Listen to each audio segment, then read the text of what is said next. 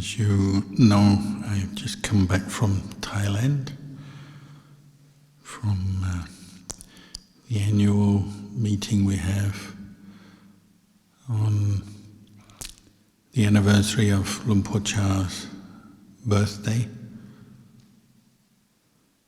So if he hadn't passed away, he'd be about 107 years old now.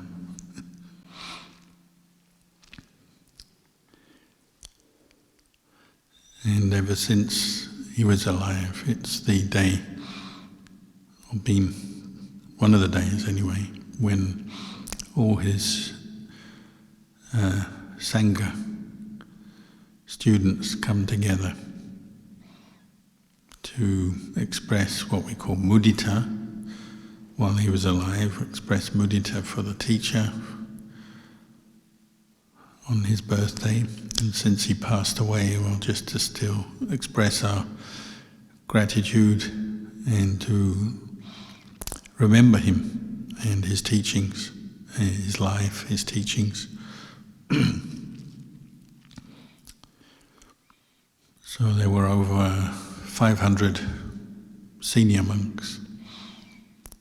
Almost all of them were abbots of bigger and smaller monasteries, near and far, come together, and it's a chance to meet before the beginning of the rains retreat, the annual 3 months rains retreat, and pay respects to the most senior monks of the Sangha,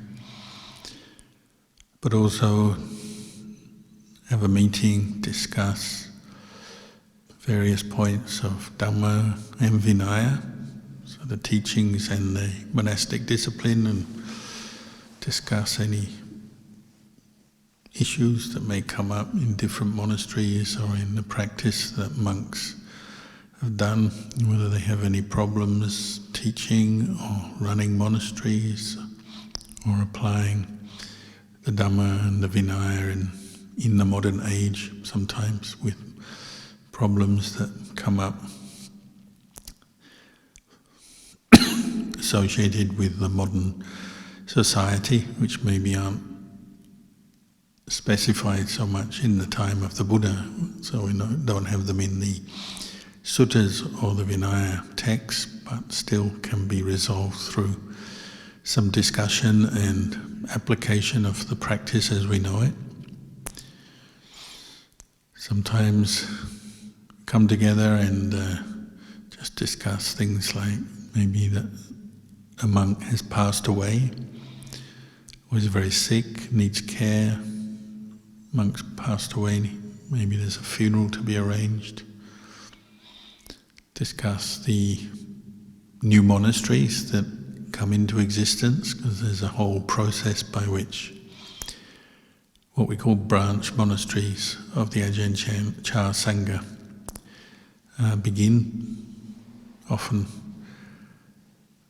there's a monk or monks are invited to stay in some land somewhere, bigger or smaller piece of land, and could be an existing monastery or a monastery that, or an offering of land that a group of lay people want to begin a monastery. But there's a process by which it becomes a branch monastery of Ajahn Chah.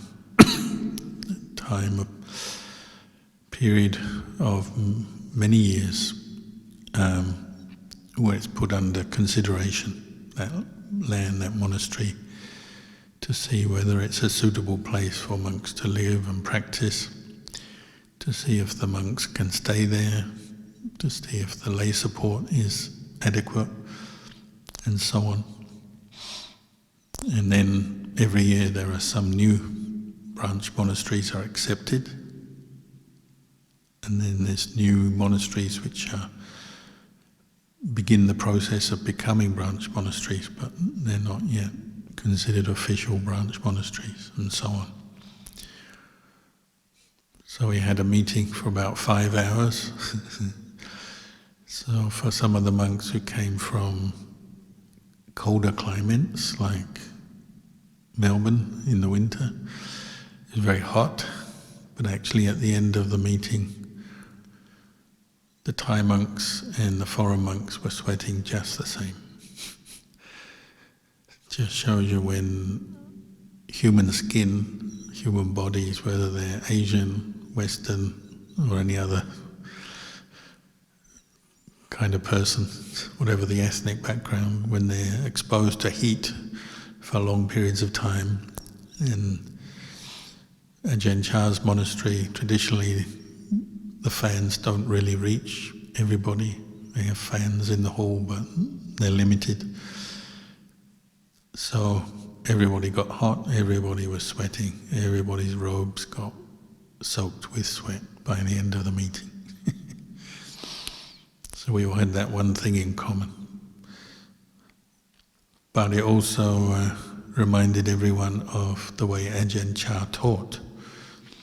Because in the time when Ajahn Chah was alive, the Sangha would meet regularly, because this is something that the Buddha encouraged Buddhists to do, whether it's Sangha or lay community, to meet regularly so that we can listen to the Dhamma, discuss the Dhamma, meditate together, practice together, act as Kalyana Mitta to each other.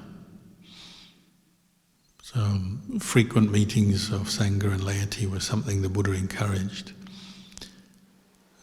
But when you come together and meet, then of course that involves certain things like being patient with hot weather, or sitting in a hall on a hard seat maybe without much cushion. Because in Ajahn Chah's monastery again, not only did the fans never reach you, but the cushions are never enough. So you get used to sitting on very simple mats and dealing with your achy legs. But people are used to that. As I said, they've been doing that for decades, for many, many years since Ajahn Chah was alive, and learning to be patient with the conditions and to use the Dhamma to reflect on the conditions. Ajahn Chah would often say, in the end, what is the nature of dukkha, suffering? Dukkha arises and dukkha passes away. It's impermanent. You might say that's one of the goals of the practice, is to see or be aware of that simple truth, that dukkha arises, dukkha ceases. That's all you have to do with dukkha, just know it, as we just chanted in the Dhammacakkappavattana Sutta. Each of the Four Noble Truths, dukkha, the suffering of life, the stress, the suffering, is to be known. Each of these Four Noble Truths has a duty, so dukkha is to be known. The cause of dukkha, craving and attachment, is to be relinquished, abandoned. The end of dukkha, nirodha, is to be realized.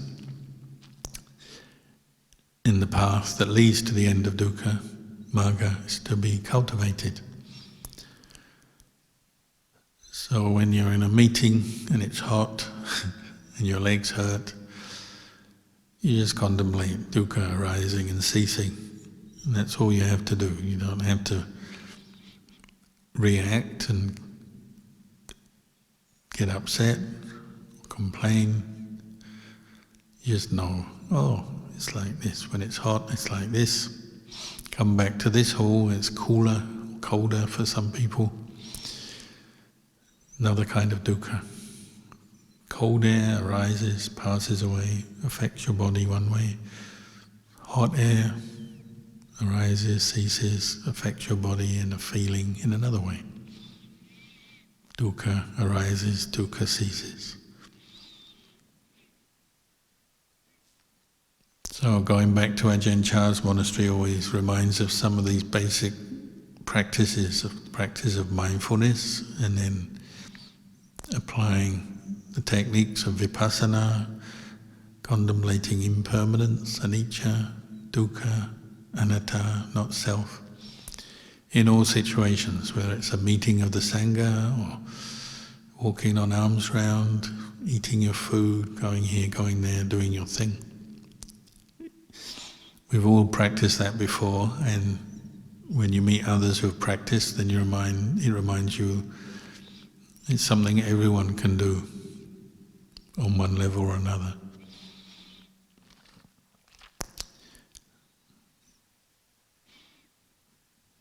Often when I go to Ajahn Chah's monastery, I remember the time when I was a more junior monk, because I spent quite a few years there on and off. And one of the things I remember when I was an anagarika in white and very new was going to the monastery and helping do some work there with the Sangha, led by Lumpur Liam, who is still leading the Sangha today, 40 years later, and still very wise and peaceful, just as he was then. We're doing a job of work, and I was new, so I wasn't used to the monastery or the way of practice so much. And it was hot, and probably a bit tired. And there's always a few challenges, like the language, the heat, the insects, this and that, doing things. But then there was a bell. In the middle of the afternoon there was a bell. And one of the monks kindly said, "Oh, that bell means we're going to get a drink, a refreshing drink today," which was not something that was guaranteed, not necessarily part of the schedule. Some days you got a drink, some days you didn't. But in the evening, you didn't get any food or anything, so if there was a drink, especially the junior monks would like it and be quite happy with that news. Hearing that bell would be quite a nice sound, because you think, I'm tired, I could use a bit of refreshment. So I said, "Oh, a drink," and I smiled and expressed my interest. And the monk said, "Oh, no need to get too excited, it's just a drink. You drink it and then it'll be finished." So he was just pointing out the truth. Not only does dukkha arise and pass away, but Suka arises and passes away. Suka is the opposite of dukkha. Suka may be the anticipation of something good, something you want. Also the anticipation of dukkha that's already there, may be fading. So like if you're hungry or thirsty or hot, the anticipation of a nice drink means the anticipation of that dukkha fading and then being replaced by sukha. Nevertheless, the way of practice, what is the way of practice towards sukha and dukkha, is exactly the same. To maintain mindfulness, equanimity, patience, wisdom, to reflect, well, these are just different conditions that come and go. Pleasant conditions, unpleasant conditions. And the aim is to maintain the mindfulness, the equanimity, and the reflective power of the mind to see, well, it's just dukkha arising and ceasing, sukha arising and ceasing. Not to get too involved in it, not to get too excited or too depressed, just to know it, oh, it's like this. And of course all the monks there at Ajahn Chah's monastery had been practicing for at least a year or two, or maybe many years, so they all could do that very well. No one ever complained, no one ever seemed to get too excited. They're all very calm, cool, collected, and certainly not too excited by the thought of a refreshing drink. So I was the odd one out, expressing my happiness. So the monk just told me, well, maybe just be mindful. Sure, you can appreciate the fact that there's a drink. It's always a nice, unexpected surprise. But it will arise and pass away like everything else, so don't get too attached to it. Not long after that, I was learning Thai, so I was reading Ajahn Chah's talks and then translating them into English. That's the way I learned to speak Thai. And I read the teaching how Ajahn Chah said, really Suka and Dukkha are two sides of the same thing. And Suka is stimulated by pleasant feelings, whatever your experience is, whether it's something somebody says, or a nice drink, or something pleasant, a nice memory, doesn't matter, it will bring with it some Sukha Vedana, pleasant feeling. And Dukkha is the other side of the coin. Something somebody says, or something that happens to you, something you remember, is unpleasant or painful. But they're two sides of the same thing, and they both have the same qualities or characteristics. They arise, they pass away. So Ajahn Chah said they're like two ends of a snake. And when I first went to Wat Pong, his monastery, there were a lot of snakes. I don't see them so much these days, but then I don't stay there so long. Maybe only for a few days these days. But in the old days, stay there for months. So I'd meet snakes quite often, and some of them were poisonous, some not. But Ajahn Chah said, Sukha and Dukkha, pleasant and painful, or pleasure and pain, are like two ends of the snake. One end, the mouth, has the venom, there's the mouth that will bite you, and the poison that will go into your body and hurt you or maybe even kill you. The other end is the tail, no poison, no mouth. So if anyone's going to pick up a snake, they always want to pick up from the tail, the safe end. But he said, if you pick up a snake by the tail, what happens? Well, it'll start to move its head around towards your hand and try and bite you. So if you don't do anything, well, it will bite you still. It's just it takes a bit longer.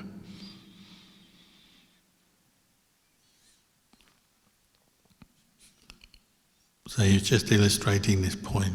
Sukha and Dukkha are a part of the same thing. And even Sukha, although at the time it's attractive, and that's the problem. We run after Sukha and we run away from Dukkha. In the end, Sukha also comes around to bite you, because Sukha doesn't last. You get your drink and then it's gone. You have your pleasant feeling, you have your nice bit of imagination or nice memory, you have some pleasant conversation, whatever it is that brings you Sukha. You have it and then it goes, it's gone. It arises, it ceases. And Dukkha is the same.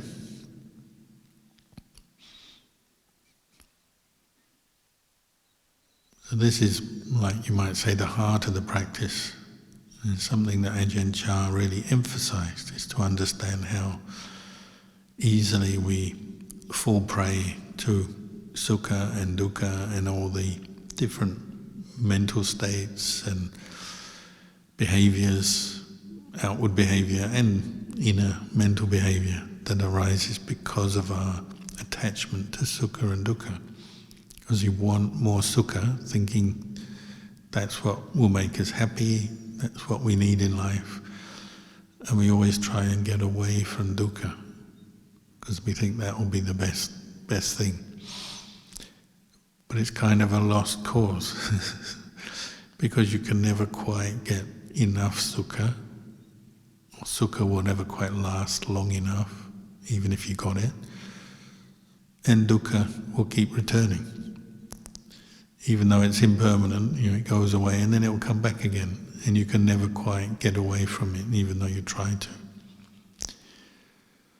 But what you can do is know these different conditions, as part of life, whether it's physical Sukha and Dukkha associated with the body, or mental, maybe more just to do with our moods, our thoughts, our memories, imagination. Sukha and Dukkha are constantly arising and ceasing. replacing each other. As we just chanted with the Dhammacakka Sutta, what we're aiming to do is to establish enough mindfulness and understanding and knowledge to know, well, that's the way things are,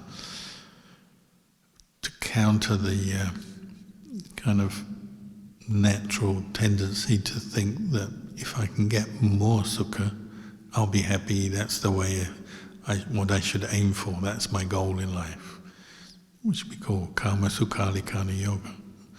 Keep going for endless sukha in all the different ways and forms, assuming that that's going to bring you ultimate happiness, some kind of lasting, permanent happiness.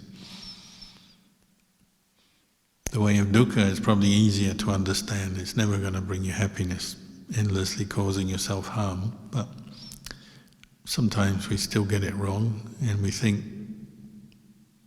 maybe harming ourselves somehow will take away some other pain or end our problem in some way. Self-deprivation, self-harm. But the way, the Buddhist path, what we call Majjhima Patipada, is going to neither of these extremes. Saying to understand, establish mindfulness and reflect, contemplate the characteristics of both dukkha and sukha. To see them as they are, and then let go of this kind of automatic or unmindful craving and attachment that keeps coming up. Once we can let go of that, then the mind is with equanimity and just knowing things, but without grasping and reacting and chasing and running away from things all the time.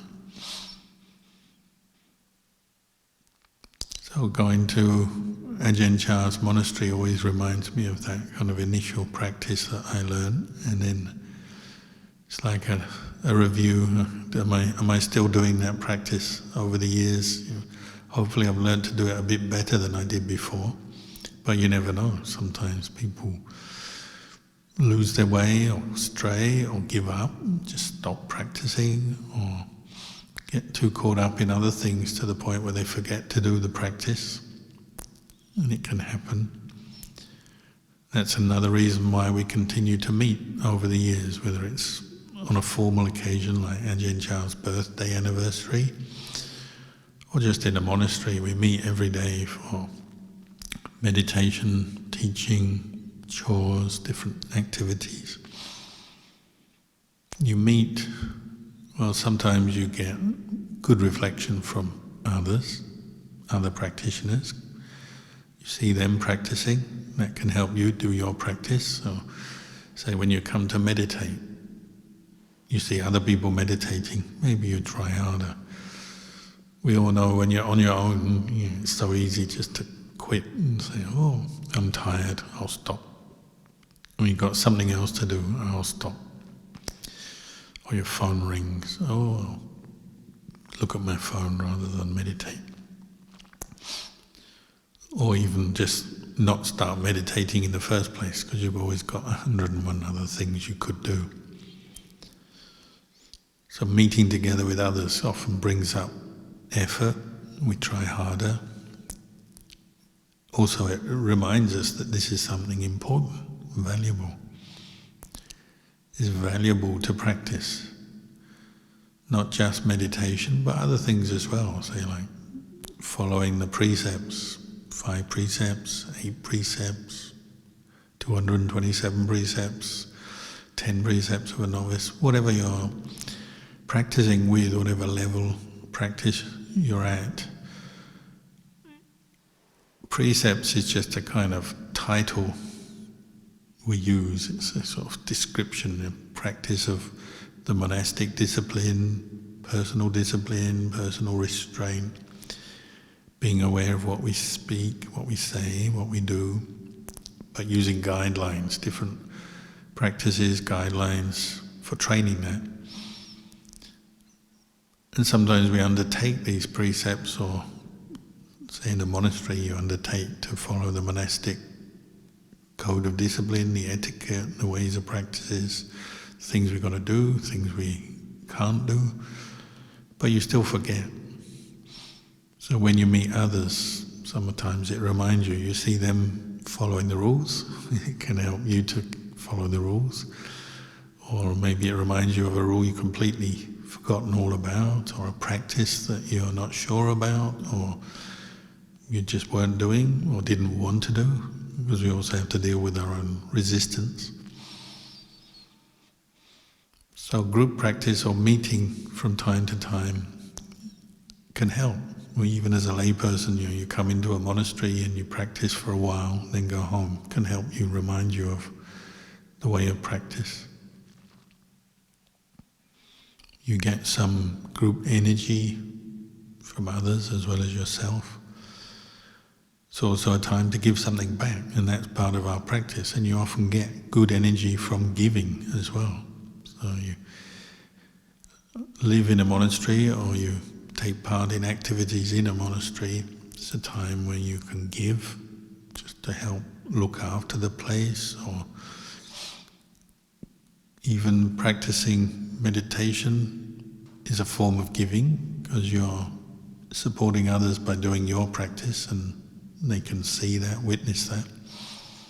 Chanting, you can chant, other people hear that, and most people find it helpful when everyone chants something together.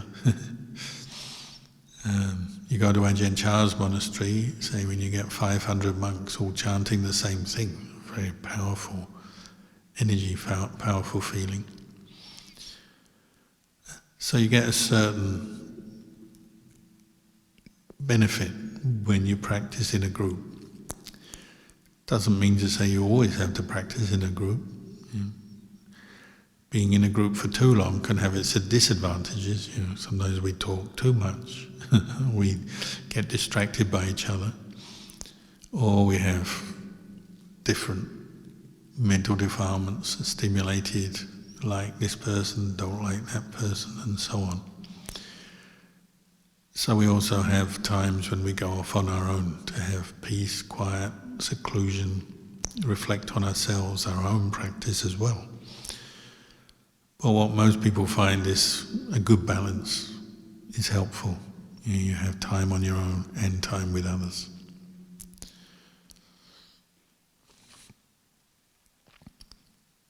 What Ajahn Chah used to say is, whether you're practicing on your own, your kuti, or just in the forest or somewhere on your own, or you're with other people, your aim is to keep your mind, or bring your mind to a point where it's just there's an even-mindedness to whatever the situation. The mindfulness is the same, the awareness, the understanding is the same precepts, the same qualities of mind, the same wisdom and reflections, whatever the situation. You're on your own, you're with others, you're busy, you're working, you're moving around, or you're just sitting still. Your goal is to bring the same quality of mind to every activity, every situation. So again, if you're in a place like this, a monastery or any of the other monasteries, then it supports that, because gradually over time you develop a certain, you'd call it a certain perception, sanya, where you remember you're in a monastery, you're practicing precepts, whether as a layperson or a sangha member. If you're a monk, a novice, you have a shaven head, a robe. But just being in the monastery, whether you're in the forest, in a kuti, or just walking around in the forest, or you're in a building like this, in a hall, or in a kitchen, you develop the perception, this is a place of practice. That will help as well. Even if you're on your own, the perception will come up. Say when you come into a hall like this, even if you come into the hall on your own, you bow to the Buddha, Dhamma, Sangha, you bow to the statue. Ajahn Chah used to say, even if you're in your kuti, or going into your kuti, the best thing to do is bow. Brings up a sense of mindfulness in the present moment, respect for where you are. Again, the sanya, the perception, oh, this is a kuti in a monastery, this is a place of practice, and it brings up very wholesome states of mind, sense of self-respect. You reflect on yourself being somebody practicing, and respect for the place, the environment.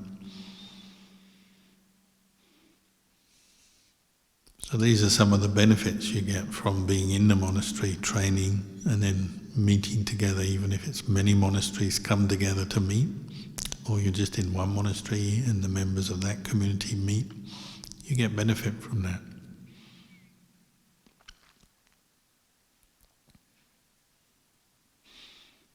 Also, on the first day we arrived at Ajahn Chah's monastery, generally if it's not inconvenient, the first thing I'll do is usually go to the chedi, where his relics are, where his bones are, the bones of the master. So you go there, the bones are there in a glass, a little smaller glass stupa or chedi inside the big chedi. You can go in, there's the bones of the master, flowers around, nice peaceful atmosphere. So we bow and we meditated for a while. And again, it's a time just to reflect on certain things. So like for me, just reflect, remember the teacher, his life, his practice, brings up sense of gratitude, reminds me of the goal. Because just thinking of Ajahn Chah, over the years, Ajahn Chah, his sort of who he was, how he practiced, for me becomes synonymous with Magga, Phala, Nibbana, the path, the fruit, and Nibbana. So you bow to the bones of the master, you remember the master, it's like remembering Nibbana, and it's still just material things. Even the bones of the master are just bones, it's just the earth element, but it's very symbolic. There's a certain good meaning to it. And on this occasion, we were very lucky. One of his students had a few fragments of his bones that came from the the oven when Ajahn Chah was cremated. Some young monks and novices had the job of cleaning out the ashes from after his cremation, and all the larger pieces of the bone were given to Lumpur Liam, and these were gradually divided up and given to all the branch monasteries, the abbots. Well, there was a tiny little bit of some fragments, some dust and ashes, mainly attached to cloth that was used to wipe out the oven after the cremation. And this monk had been part of that group who had done that, and he kept the cloth. And over the years, he'd cleaned off the ashes, which actually contained some very small bone fragments. So he kept them, and over the years, they crystallized, as is common for the bones of the master, the bones of the Arahant. And so he gave some to Ajahn Yanadipo, who's building a chedi in South Australia, and he gave some to me as well, for a future chedi we might build here. That tends to be what monks do when they have something from the teacher. Often they'll share it with other monks who are students of the same teacher. So sometimes, more commonly, is we share hair of Ajahn Chah. We used to shave his head every 2 weeks and collect the hair, and then we split it into small amounts, give it away to monks and lay people. So quite often monks give away hair just as a little memento or something to remember the teacher by. Sometimes the hair turns to crystal as well over the years. Or sometimes little pieces of bone, or also even his blood, sometimes there was, for the different reasons, we had to clean up Ajahn Chah's blood, and that also crystallized into relics over the years. Anyway, we received some relics of Ajahn Chah, which very happy to receive and look after.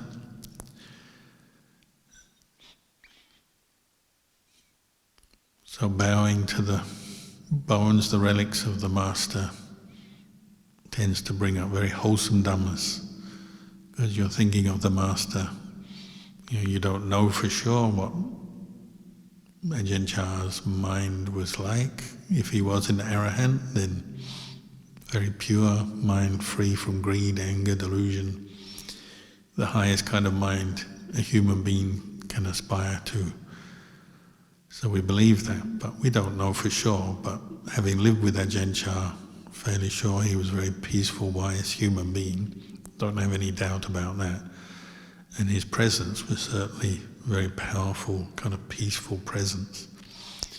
So now he's gone, but we still have the bones of the teacher, we have the monastery, and we have the way of practice. So they often say, if you want to see Ajahn Chah or get to know Ajahn Chah, even though he's passed away many years ago, look at his students, particularly the ones who live with him, but even ones who come after. You look at the way they practice, and you'll see some of Ajahn Chah in that. The way they do come together in harmony, the way we show respect for the senior monks, we look after them, we practice acharya vata, we look after the sick monks, we look after the monastery, we look after our practice, we meditate and we learn to be mindful of Suka and Dukkha and not let it overcome our minds. So, Ajahn Chah monks, as it were, you can generalize, because obviously there's a lot of monks and nuns, but generally they don't complain. They don't get too excited when there's an extra drink, the bell for an extra drink. They practice mindfulness, equanimity in all situations. At least that's the goal. Sure, sometimes they lose it, but generally speaking, that's the flavor of the practice. And when I was in Thailand, just a few days ago, come together over 500 monks. They display that flavor, very calm, equanimous, meeting, discussing the Dhamma, the Vinaya, everyone getting hot, tired, but nobody complaining, nobody getting stressed, just maintaining mindfulness, equanimity through the whole process till it was time to depart, go our separate ways. So I always find those occasions worthwhile. Always learn something, and also it's also a good reminder of the way of practice, the place of practice, the way of practice. So I'm always feel fortunate to still have the chance to attend such meetings. Anyway, maybe for tonight I'll just say this much, but we can perhaps be thankful that we still have teachers like Lumpur Liam, who Ajahn Chah gave the job of looking after the monastery after he passed away. Lumpur Liam is still there. Many of the other senior monks are still there, teaching us, providing good example. So that's our good fortune. So I'll leave you with those reflections tonight.